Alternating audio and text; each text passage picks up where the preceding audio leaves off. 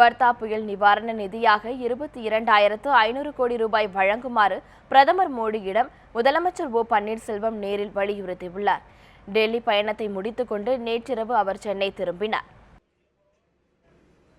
ஜெயலலிதா மறைவுக்கு பிறகு தமிழக முதலமைச்சராக பொறுப்பேற்ற ஓ பன்னீர்செல்வம் முதல் முறையாக நேற்று டெல்லி சென்றார். பிரதமர் இல்லத்தில் பிரதமர் நரேந்திர மோடியை சந்தித்த பன்னீர்செல்வம் 141 பக்கங்கள் கொண்ட 29 அம்ச கோரிக்கைகள் அடங்கிய மனுவை அளித்தார்.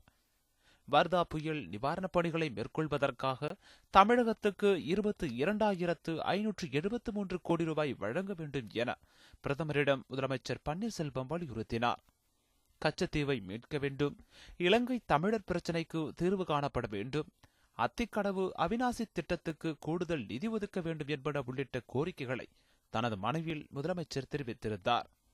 மேலும் காவிரி மேலாண்மை வாரியம் அமைக்க வேண்டும், இயந்திர படகுகளுக்கு கலால் வரியை ரத்து செய்ய வேண்டும் என்பன போன்ற கோரிக்கைகளும் பிரதமரிடம் முதலமைச்சர் அளித்த கோரிக்கை மனுவில் இடம்பெற்றிருந்தன.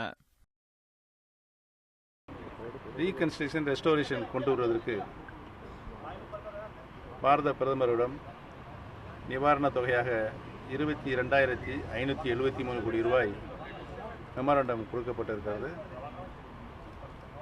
படித்து பார்த்து ஆவணம் செய்வதாக மாண்புமிகு பாரத பிரதமர்கள் சொல்லியிருக்கிறார்கள்.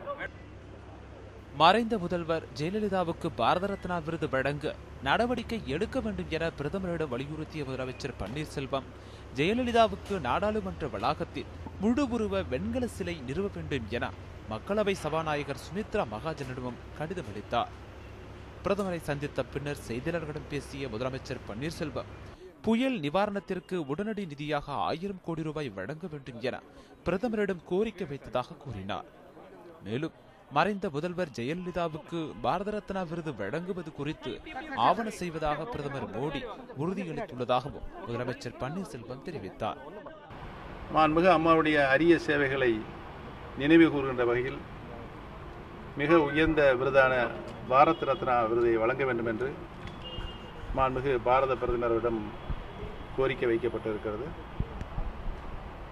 அதோடு மட்டுமல்லாமல் பார்லிமெண்ட் வளாகத்தில் மாண்புமிகு அம்மாவுடைய முழு உருவ வெண்கல சிலை வைக்கப்பட வேண்டும் என்ற கோரிக்கையினும் இன்றைக்கு வைக்கப்பட்டிருக்கிறது.